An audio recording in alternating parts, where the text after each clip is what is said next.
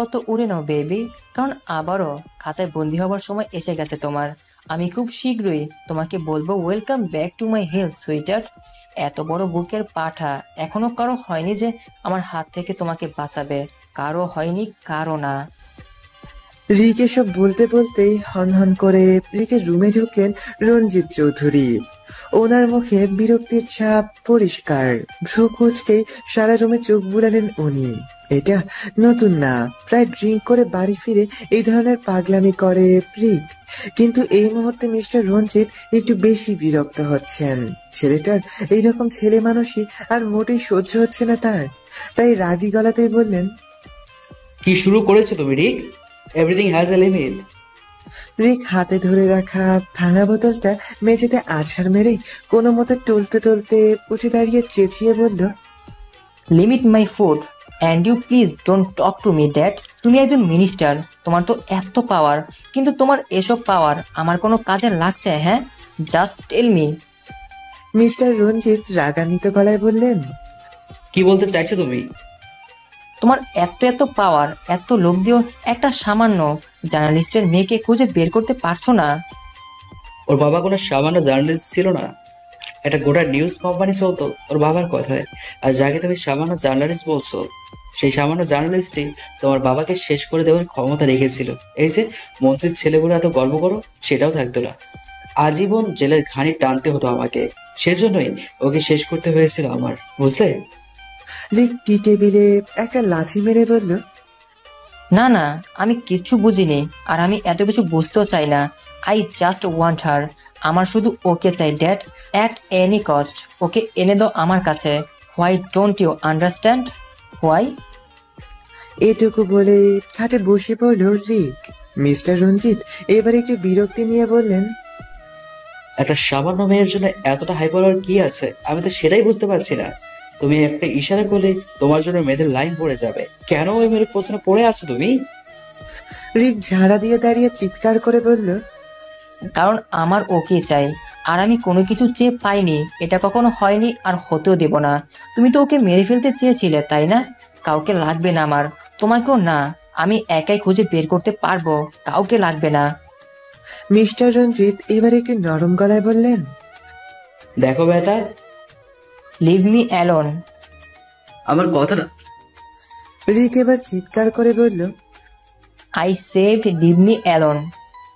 Mister Ranjit বুঝে গেছেন এই ছেলে এখন তার আর কোনো কথাই শুনবে না। এই ছেলেকে 3 বছর ধরে বুঝিয়ে আসছে, কিন্তু ছেলের মন কিছুতেই ঘোরাতে পারছেন না। যা করার ভেবেচিন্তে ঠান্ডা মাথায় করতে হবে। এসব ভেবে রুম থেকে চলে গেলে উনি। রিক উঠে ধরন করে দরজাটা লাগিয়ে দিল। তারপর দেয়ালে টানানো বিশাল একটা ছবির দিকে তাকিয়ে বলল, আমার কাছ থেকে পালিয়ে তুমি একদমই ঠিক করনি বেবি। তোমাকে এর অনেক বড় মূল্য দিতে হবে, অনেক বড়। আমার হিংস্রতার কিছুই তুমি দেখোনি, তবে এবার দেখবে। এবার আর ড্যাডের আশায় বসে থাকবো না, আমি নিজে খুঁজবো তোমাকে, নিজে। I am coming sweetheart. ছবিটার দিকে তাকিয়ে বাঁকা হেসে বিয়ারের বোতলে চুমুক দিল রিক। রাত 12টা 17 মিনিট। অনিমা ফোনটা সাইডে রেখে খাটে হেলান দিয়ে বসে কোলের উপর ল্যাপটপ রেখে নিজের আর্টিকেল রেডি করছে। তবে বারবার আর চোখে ফোনের দিকেও তাকাচ্ছে। নিজের অজান্তেই সে আদ্রিয়ানের ফোনের জন্য অপেক্ষা করছে, কিন্তু এখনো ফোন আসছে না বলে অনিমার মনটাও বেশ অনেকটাই খারাপ হয়ে আছে। বললে তো ফোন করবে, 12:30 বেজে গেছে, এখনো ফোন করলো না। হয়তো ভুলে গেছে। ওর তো আর কাজের অভাব নেই, হয়তো কাজের চাপে মনে নেই ওর কথা। এসব ভাবতে ভাবতে ফোনের দিকে তাকিয়ে একটা দীর্ঘশ্বাস নিল অনেক। তারপর আবারও কাজে মনোযোগ দিল। কিছুক্ষণ পরে রিংটনের আওয়াজে চমকে উঠল অনিক। আদ্রিয়ানের চিন্তা বাদ দিয়ে কাজে মনোযোগ দিয়েছিল সে, তাই এই হঠাৎ আওয়াজে একটু কেঁপে উঠেছে। পাশের বালিশে মোবাইলের স্ক্রিনে চোখ পড়তেই মুখে হাসি ফুটে উঠল ওর। কারণ সেভ না করা থাকলেও নাম্বারটা চিনতে একটু দেরি হয়নি। মুচকি হেসে ল্যাপটপটা অফ করে সাইডে রেখে ফোনটা রিসিভ করে বলল, হ্যালো। এখনো জেগে আছো? আমি তো ভেবেছিলাম ঘুমিয়ে পড়েছো। আপনার ফোনের জন্যই জেগেছিলাম। কথাটা বলার সাথে সাথে জিভে কামড় দিল অনিমা। আনমনে কি বলে ফেললো সেটা নিয়েই আফসোস হচ্ছে এখন ওর। অদ্রিয়ান নিশ্চয়ই ওকে হ্যাংলা একটা মেয়ে ভাবছে। আসলে অনেক সময় এরকম হয়, মানুষ যখন তার অনুভূতির চরম সীমায় পৌঁছে যায় তখন শব্দের উপর তার নিয়ন্ত্রণ থাকে না। উত্তেজনা এত তীব্র পর্যায়ে চলে যায় যে নিজের বাক্যগুলো তখন বড্ড অবাধ্য হয়ে যায়। এমনই অবস্থা হয়েছে অনিমার। আদ্রিয়ান অনিমার কথা শুনে একটু অবাক হলো। পরক্ষণেই ঠোঁটের কোণে হালকা হাসি ফুটে উঠল। আর অনিমা যে আনমনে কথাটা বলে ফেলেছে সেটা বেশ ভালোই বুঝতে পারছে ও। অনিমাকে একটু অস্বস্তিতে ফেলার জন্য আদ্রিয়ান মুচকি হাসি দিয়ে বলল, আমার ফোনের ওয়েট করছিলে? আদ্রিয়ান যে ওকে লজ্জায় ফেলতেই ঘুরিয়ে প্রশ্নটা করেছে সেটা অনিমা বেশ ভালোই বুঝতে পারছে। মনে মনে আদ্রিয়ানের উপর একটু রাগও হচ্ছে, কিন্তু সেই রাগটা প্রকাশ করার কোনো উপায় নেই। এই মানুষ জাতির আরেকটা বিড়ম্বনা, হঠাৎ পরিচিত, অল্প পরিচিত, সম্মানীয় কিংবা এইসব ব্যক্তির উপর বিরক্তি বা রাগ অনুভব হলেও সেটা প্রকাশ করা যায় না। যদি করা হয় তাহলে তাকে অশোভনীয় ব্যবহার বলা হয়। তাই অনিক সেই রাগটা নিজের মধ্যে চেপে রেখে একটু ইতস্তত করে বলল, আপনি বলেছিলেন তাই আর কি। ডিনার করেছ? অনেক আগে। আপনি করেছেন? ডিনার করেই তোমাকে কল দিলাম। এত দেরিতে ডিনার করলে? তোমাদের বাড়ি পাঠানোর পরে স্টুডিওতে গিয়েছিলাম, একটু আগেই ফিরলাম আর কি। ও, শুধুই কি আমার ফোনের জন্য অপেক্ষা করছিলে নাকি অন্য কিছু? না মানে সময় কাটানোর জন্য আর্টিকেল টাইপ করছিলাম। এরপর ওরা দুজন কিছুটা চুপ করে রইল। কেউ কিছু বলছে না, কিন্তু একে অপরের নিঃশ্বাসের শব্দ মন দিয়ে শুনছে। আর সেটাও দুজনের অজান্তেই। এই নীরবতায় এক অদ্ভুত শান্তি রয়েছে, যে শান্তিটা দুজনেই অনুভব করতে পারছে। নীরবতা ভেঙে অদ্রিয়ান নিজেই বলল, আজকে দিনে কেমন লাগলো? অনেক কিছুক্ষণ চুপ করে থেকে বলল, সত্যি বলবো, আই হেট লাই। অনেকদিন পর মন খুলে হেসেছিলাম। অনিমার উত্তরটা শুনে আদ্রিয়ান কেন জানি মনের ভিতরে এক অদ্ভুত শান্তি অনুভব করলো। তাই ও হেসে দিয়ে বলল, যা কারো হাসি কারণ তো হতে পারলাম। অনেক কিছু না বলে কানে ফোন নিয়ে ধীর পায়ে হেঁটে বেলকনিতে চলে গেল। অনেকে চুপ থাকতে দেখে আদ্রিয়ান বলল, কখন থেকে আমি বকর বকর করে যাচ্ছি, কিছু তো বলো। কি বলবো? আচ্ছা তুমি এত শান্ত কেন বলো তো? একদম চুপচাপ, কিন্তু তোমাকে দেখে কিন্তু মনে হয় না যে তুমি এত শান্ত। মনে হয় একটা চাঞ্চল্য আছে তোমার মাঝে, যেটা কোনো কিছু নিচে চাপা পড়ে গেছে। খানিক চমকে উঠল অনিমা। এটা তো সত্যি যে ও এত শান্ত ছিল না। পরিস্থিতি ওকে চুপ করিয়ে দিয়েছে। এক সময় ওর চাঞ্চল্য আর দুষ্টুমি আশেপাশের মানুষকে অতিষ্ঠ করে তুলতো, আর আজ একটা দীর্ঘশ্বাস বেরিয়ে এলো অনিমার ভেতর থেকে। তারপর নিজেকে কোনো রকমের সামলে বলল, না সেরকম কিছু না। আচ্ছা বাট অনিমা কত বড় নাম, আমি এত বড় নামে রাখতে পারবো না বাবা তোমাকে। অনিমা তো চূড়ান্ত পর্যায়ে অবাক হলো। অনিমা নামটা ওনার কাছে এত বড় মনে হলো। অনিমা নিজের বিষয় কাটিয়ে ওঠার আগেই আদ্রিয়ান বলল, তাই তোমাকে আমি শর্ট অনি বলে রাখবো, ওকে? অনিমা অবাক হলেও নিজেকে সামলে নিয়ে বলল, তীব্র আরু আমাকে এই নামে ডাকে, আপনিও ডাকতে পারেন, সমস্যা নেই। সমস্যা থাকলে আমার কিছু করার নেই। অনিমা হাসলো। আদ্রিয়ান মুচকি হেসে বলল, তোমার ব্যাগ খুলে দিয়েছে? ভ্রু কুচকে গেল অনিমার। অবাক হয়ে বলল, না কেন? এখনো খোলোনি? আচ্ছা ঠিক আছে, এখন গিয়ে ব্যাগের মাঝে জিপটা খোলো। But why? আরে খুলেই তো দেখো না কেন। ওকে। অনিমা রুমে ঢুকে ব্যাগ হাতে নিয়ে মাঝের চিপটা খুঁজলো। তারপর আদ্রিয়ানকে জিজ্ঞেস করলো, এরপর? ভেতরে হাত ঢুকিয়ে দেখো তো কিছু পাও কিনা।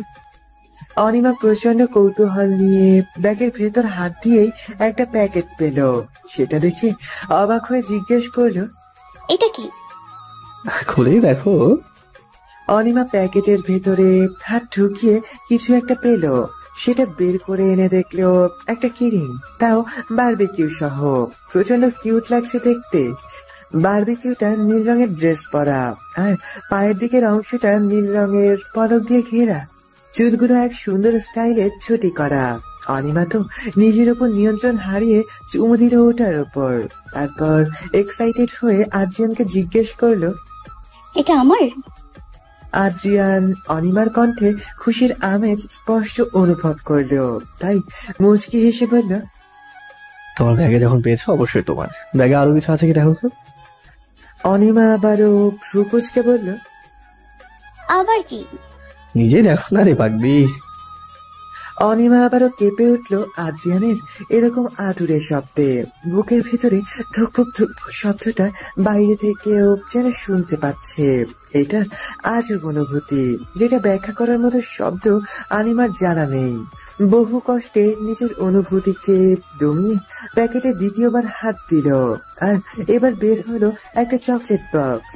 অনিমার খুশি প্যাকেটে চকলেট ওর অন্যতম প্রিয় খাবার। ও এবার খুশিতে বাচ্চাদের মতো করে বলে উঠল, চকলেট? আদ্রিয়ান অনিমার এই উচ্ছ্বসিত বাচ্চা কণ্ঠ শুনে হেসে দিল।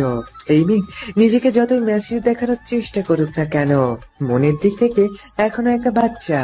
এইসব ভেবেই মুচকি হেসে বলল, হ্যাঁ, আর পুরোটাই তোমার। অনিমা কিছু একটা ভেবে নিজের খুশিটা দমিয়ে নিচু কণ্ঠে বলল, এগুলো কখন করলেন? গল্প করার মাঝখানে ব্যাগে ঢুকিয়ে দিয়েছি। তখন সামনাসামনি দিলে কি হতো?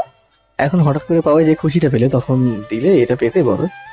অনিমা কিছু না বলে চুপ করে রইল। আদ্রিয়ান নিজেই বলল, আচ্ছা ঘুমিয়ে পড়ো, এখন অনেক রাত হয়েছে তো। Good night. অনিমা মুচকি হেসে নিচু কণ্ঠে বলল। Good night.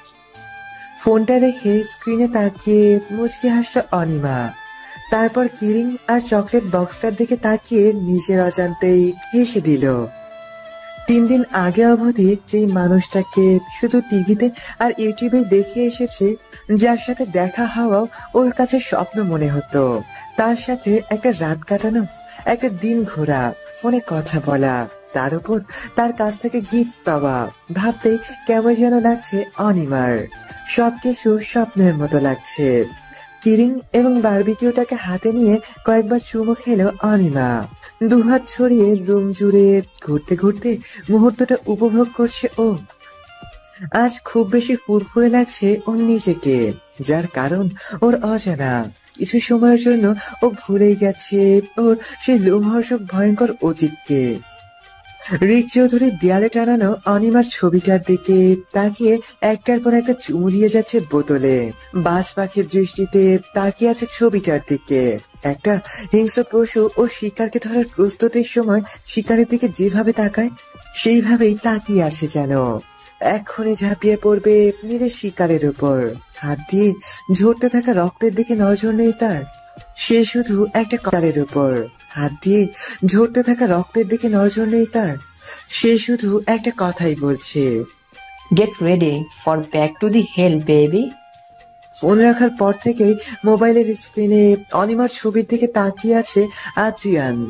অনিমার অগোচরে তুলেছে ছবিটা, যেটাতে অনিমা মুচকি হেসে কপালের চুলগুলো সরাচ্ছে। ছবিটার দিকে তাকিয়েই আদ্রিয়ান বলল, জানি না কি এমন দেখেছি তোমার মধ্যে, যেটা অন্য কারোর মধ্যে দেখিনি। তোমাকে ভালোবাসি কিনা এখনো জানি না, আর জানতেও চাই না, কিন্তু আমার অস্তিত্বে মিশে গেছো তুমি, তাই তুমি আমার। যদি তোমার মনে জায়গা করতে পারি তো ধুমধাম করে আনন্দের সাথে নিজের কাছে আনবো তোমাকে, আর যদি সেটা না পারি তো। বলেই হালকা হাসলো আদ্রিয়ান। তারপর ছবিতে হাত বুলিয়ে বলল, তবে যাই হোক, তোমার অতীত যে খুব একটা সুখকর না সেটা আমি সেদিন রাতেই বুঝেছি। কিন্তু তোমার অতীত আর যাই হোক না কেন, আর যত খারাপই হোক না কেন, আমি তোমাকে দূরে ঠেলে দেবো না। বরং আজ এই মুহূর্ত থেকে তোমার জীবন থেকে তোমার অতীতের কালো ছায়াগুলো সরানোর দায়িত্ব নিজের কাঁধে তুলে দিলাম। আমি জানি তোমার মধ্যে এক চঞ্চল হাসি খুশি অনি চাপা পড়ে আছে, তাকে আমি বের করে আনবই, আই প্রমিস। তবে যাই হোক, তোমার অতীত যে খুব একটা সুখকর না সেটা আমি সেদিন রাতেই বুঝেছি। কিন্তু তোমার অতীত আর যাই হোক না কেন, আর যত খারাপই হোক না কেন, আমি তোমাকে দূরে ঠেলে দেবো না। বরং আজ এই মুহূর্ত থেকে তোমার জীবন থেকে তোমার অতীতের কালো ছায়াগুলো সরানোর দায়িত্ব নিজের কাঁধে তুলে দিলাম। আমি জানি তোমার মধ্যে এক চঞ্চল হাসি খুশি অনি চাপা পড়ে আছে, তাকে আমি বের করে আনবই, আই প্রমিস। সকালে ফুরফুরে এক মেজাজ নিয়ে ঘুম থেকে উঠল অনিমা। ও নিজেও জানে না আজকে কেন এত হালকা লাগছে ওর। আজ একটু বেশি তাড়াতাড়ি উঠেছে ঘুম থেকে। লম্বা একটা শাওয়ার নিয়ে কিচেনে গেল কফি করতে। আজ সবকিছু কেন জানি ভালো লাগছে ওর। আজিয়ানের বলা প্রতিটা কথা ওর মনে অন্য এক অনুভূতির সৃষ্টি করেছে। সেই শব্দগুলো যেন ওর কানে বাজছে। কিছু কিছু কথা মনে পড়তে মনে এক শীতল শিহরণ বয়ে যাচ্ছে ওর, এক অদ্ভুত ভালো লাগা। আর মজার ব্যাপার হলো এই ভালো লাগার কারণ ওর নিজেরও অজানা। কফি করে ব্যালকনিতে দাঁড়িয়ে মিষ্টি এই সকালটা দেখছে ও। আজকের সকালটা একটু বেশি সুন্দর লাগছে ওর কাছে। আজকের সকালটাই এত সুন্দর নাকি ওর কাছেই এত সুন্দর লাগছে, সেই প্রশ্ন অনিমার মনে উঠলেও সে পাত্তা দেয়নি। নিজের মতো করে উপভোগ করছে কোমল রোদ মিশ্রিত এই মিষ্টি সকালের মিষ্টতা। অফিসে বেরোনোর আগে আদ্রিয়ানের দেওয়া কিরিংটায় চাবি সেট করে বারবিকিউটার দিকে একবার তাকিয়ে মুচকি হাসলো। তারপর ওটাকে হাতের মুঠোয় নিয়ে মুচকি হাসি দিয়ে বলল, আমি একজন মেয়ে, তাই এটুকু বুঝতে পারছি যে আপনি আমার জন্য কিছু তো ফিল করেন, কিন্তু সেটা কি? টান, মোহ নাকি ভালোবাসা? ভালোবাসা আপনার মতো একজন আমার মতো একটা মেয়েকে কেন ভালোবাসবে? আপনার মনে কি আছে সেটা তো আমার জানা নেই, কিন্তু আমার মনে কি চলছে আমি তো নিজেই বুঝতে পারছি না। আপনি আমার ক্রাশ, আপনার গান আমার ভালো লাগে, সেটা তো শুধু একটা ভালো লাগা, কিন্তু আপনার সংস্পর্শে এলেই আমার এমন কেন ফিল হয়? আপনি যখন আমার হাত ধরেছিলেন তখন হার্টবিট প্রচুর বেড়ে গেছিল, শরীর কাঁপছিল। আপনার কথা শুনে একটা আজব অনুভূতি হয়েছিল। এগুলো কি শুধুই ভালো লাগে বলে? আপন মনে কথাগুলো বলে একটা শ্বাস নিয়ে অফিসের উদ্দেশ্যে বেরিয়ে পড়লো অনিমা। অফিসে সেই ওরু একটা কথাও না বলে মুখ ফুলিয়ে ডেস্কে বসে এক মনে কাজে লেগে গেল। তীব্র অবাক হয়ে তাকিয়ে রইল ওরুর দিকে, কিন্তু কিছু বলতে গিয়েও বলল না। আর কিছু না বলে চুপচাপ কাজ করছে তীব্র। কয়েকবার আর চোখে দেখেছে ওকে, কিন্তু কিছুই বলেনি। আসলে অনিমার আসার জন্য অপেক্ষা করছে। কিছুক্ষণের মধ্যেই অনিমা এসে হাজির হলো। ডেস্কে বসে কম্পিউটার অন করে প্রথমে তীব্রর দিকে তাকালো, তারপর অরুর দিকে তাকাতেই অনিমার ভ্রুজোড়া কুঁচকে গেল। তীব্রর দিকে তাকিয়ে ভ্রু নাচিয়ে ইশারা করে জিজ্ঞেস করলো কি হয়েছে। তীব্র ঠোঁট উল্টে ঘা সংকুচিত করে বোঝালো যে ও নিজেও জানে না। অনিমা আরেক দফা ওরুর দিকে তাকালো। ওরু বেশ বিরক্ত, সেটা বোঝাই যাচ্ছে। অনিমা তীব্রকে ইশারা করে বলল এখন চুপ থাকতে। লাঞ্চ টাইমে ওরা তিনজনেই ক্যান্টিনে খেতে বসলো। অনিমা এবার ওরুকে জিজ্ঞেস করলো, কি ব্যাপার বলতো? সকাল থেকে দেখছি মুখ ভার করে বসে আছিস কেন? এটা শুনে ওরু মুখের থেকে চামচ নামিয়ে অনিমার দিকে তাকালো। তীব্র উৎসুক দৃষ্টিতে তাকিয়ে আছে। ওরু আবার খাওয়ায় মনোযোগ দিয়ে বলল, কিছু না তো। অনিমা এবার বিরক্ত হয়ে বলল, এই ড্রামা কুইন, তোর পেটে কোনো কথা থাকে না, একদিনও ঠিকভাবে বসে থাকে না। আমরা সেটা ভালোভাবেই জানি। একটু পর নিজেই সুরসুর করে বলতে শুরু করবি। তীব্র অনিমার কথায় সায় দিয়ে বলল, কিন্তু তখন আমরা কাজে ব্যস্ত থাকবো আর তুই পরোপকার করে আমাদের ডিস্টার্ব করবি, তাই টাইম ওয়েস্ট না করে এখনই বলে ফেল। অরুমিতা এবার শব্দ করে চামচটা টেবিলে রেখে বলল, ওই আশিক না ফাশিক পেয়েছেটা কি? হ্যাঁ, যা খুশি করছে। কালকে জোর করে নাম্বার নিয়েছে, কাল সারা রাত ফোন করে জ্বালিয়েছে জানিস।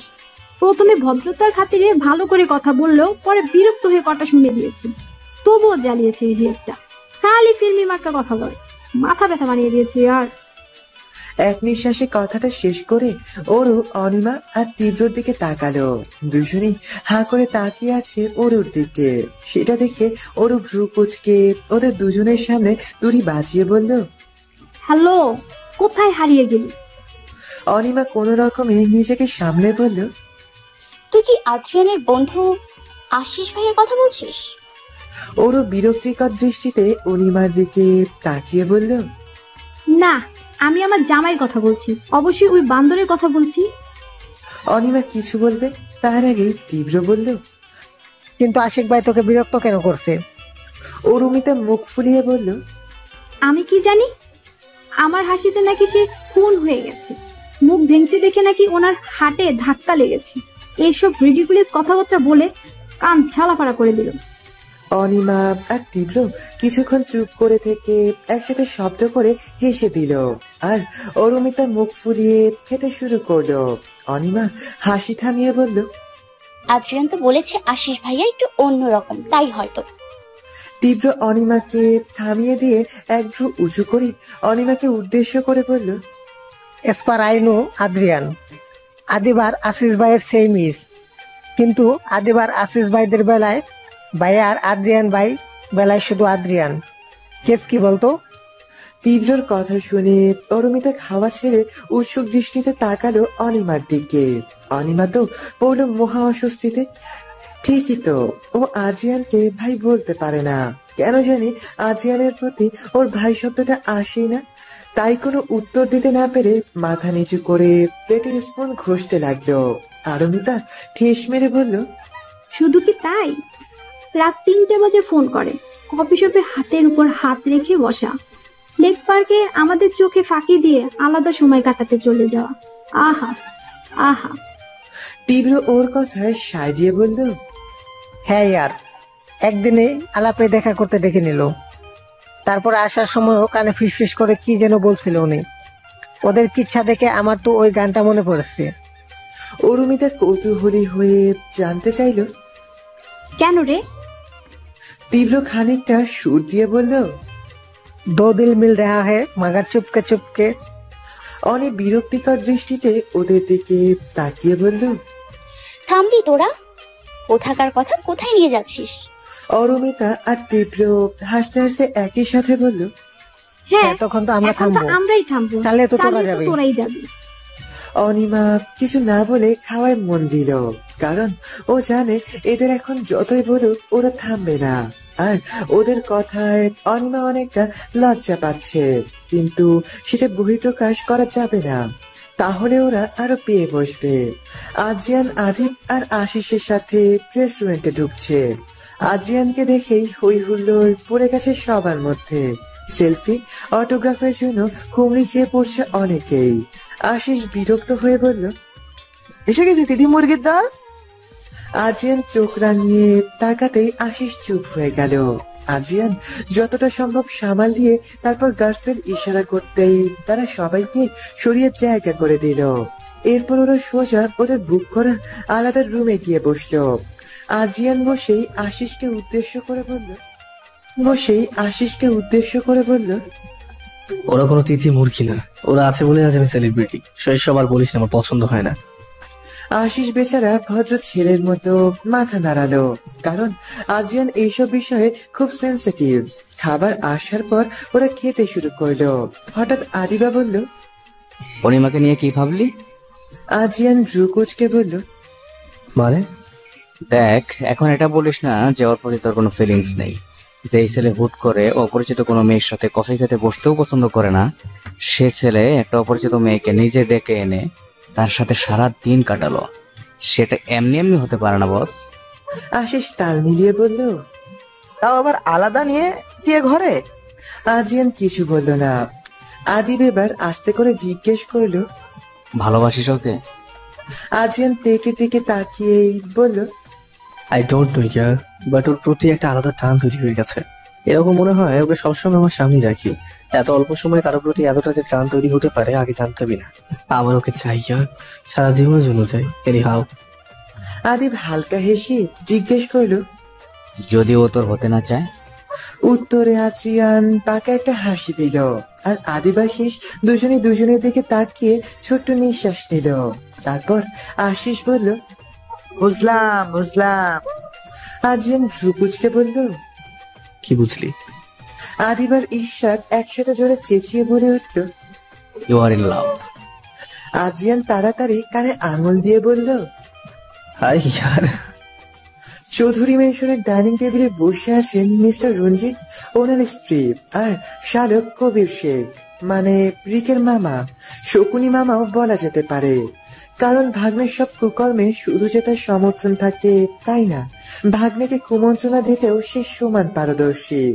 মহাভারত সিরিয়ালের ডিরেক্টর রবি চোপড়া যদি রিক আর কবির শেখকে আগে দেখতেন, তাহলে নিশ্চয়ই দুর্যোধন আর মামা শকুনির ক্যারেক্টারের অফার ওদেরকেই করতেন।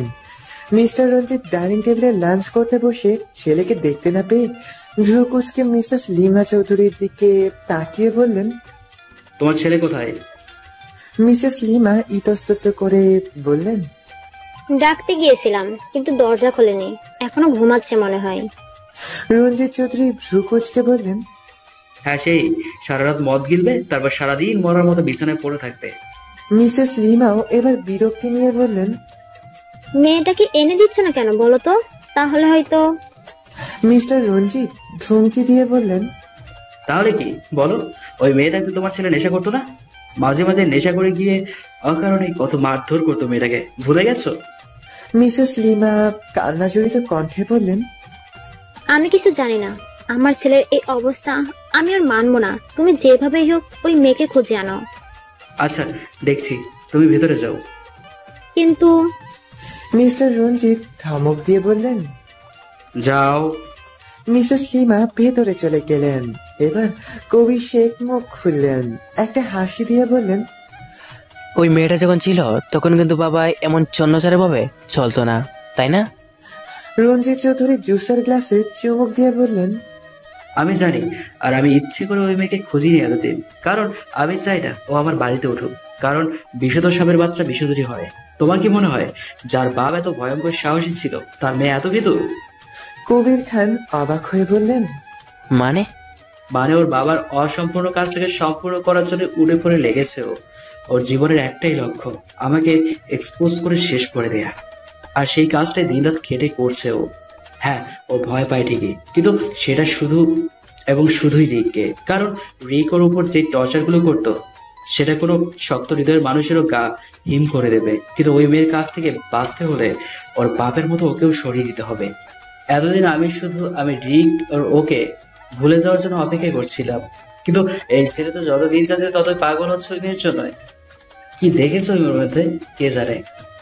কবি শেখ কিছুক্ষণ চুপ করে কিছু একটা ভেবে বললেন, আমার কাছে একটা প্লেন আছে জিজু, যাতে সাপও মরবে আর লাঠিও ভাঙবে না। মিস্টার রঞ্জিত কুচকে বললেন, কি প্ল্যান? দেখুন, কোনাকুনি করে বাবার মনে খুব তৈরি করার দরকার থাকে, যেহেতু মেয়েটা বাবাইকে ভয় পায়, আর বাবাইকে আমি যতদূর চিনি ও ওই মেয়েকে খোলা রাখবে না, বন্দি করে রাখবে। তাই ওই মেয়ে আপনাকে এক্সপোজ করার প্রমাণ খুঁজতে বাইরেও যেতে পারবে না। এতে দেখুন আপনিও নিরাপদ থাকবেন আর আমার বাবাইও খুশি হবে। তাই বলছি মেয়েটাকে খুঁজে বাবাইয়ের হাতে তুলে দিন, বাকিটা বাবাই সামনে নেবে। মিস্টার রঞ্জিত কোনো উত্তর দিলেন না, তবে বুদ্ধিটা মন্দ লাগেনি তার। উনি জুস খেতে খেতে ভাবলেন, ঠিকই তো, বিষধর সাপকে পিটিয়ে মেরে ফেললে মজা আছে নাকি? বিষধর সাপের বিষ দাঁত ভেঙে তাকে নিজের মতো করে নাচানোতে তো আসল মজা। কথাটা ভেবেই আপন মনে শয়তানির হাসি দিলেন মিস্টার রঞ্জিত। মিস্টার রঞ্জিত কোনো উত্তর দিলেন না, তবে বুদ্ধিটা মন্দ লাগেনি তার।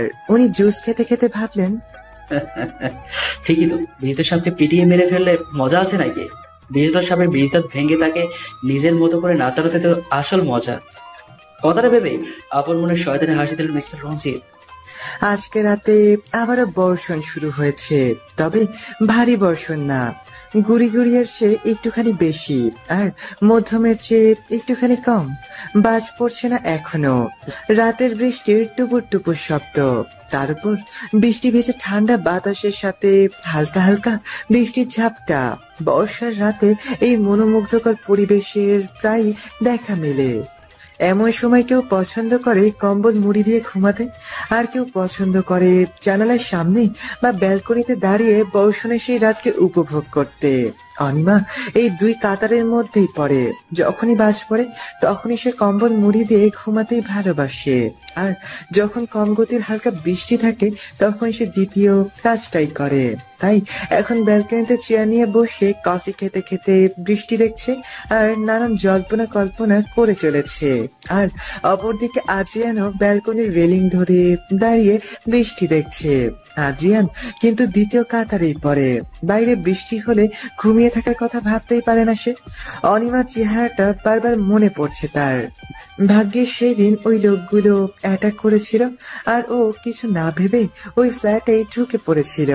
তাই তো ও ওর প্রাণ ভোমরাটাকে পেয়েছে। ওর বাঁচার তো দুটোই কারণ ছিল, এক ওর গান, আর দুই হলো, কিন্তু এই মেয়েটি এসে সবকিছু বদলে দিল, ওকে বাঁচার নতুন এবং প্রধান একটা কারণ দিয়ে দিল। আচ্ছা কি করছে এখন ওর জান পাখি?